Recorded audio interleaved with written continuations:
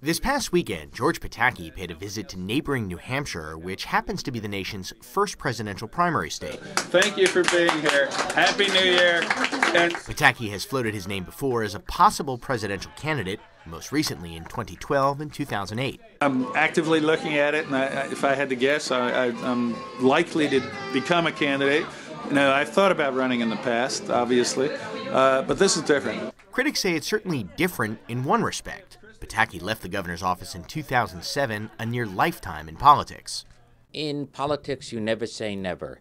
Here, you can say never. Democratic consultant George Arzt says Pataki's chances of winning have only mellowed with age. He's been out of politics for some time. His recognition has dipped even further than when he was governor. It's very tough for him to become even an afterthought in the vice presidential sweepstakes. Allies of Pataki downplay the prospect that the former governor is setting himself up as a potential running mate. No one has ever turned down a vice presidential position, but you don't run for president of the United States to be vice president. I mean, that is a discussion that is a long way off. The possible presidential field is already getting very crowded on the Republican side, including other moderates like New Jersey Governor Chris Christie, former presidential candidate Mitt Romney, and former Florida Governor Jeb Bush. Supporters of Pataki say his middle-of-the-road politics and relatively liberal social views are precisely what makes him appealing.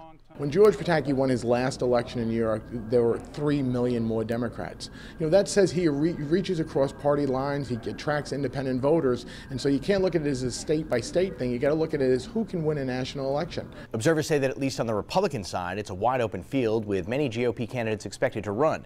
But as open as the field is, it would be one that's decidedly uphill for someone who's largely been out of the public eye for 8 years.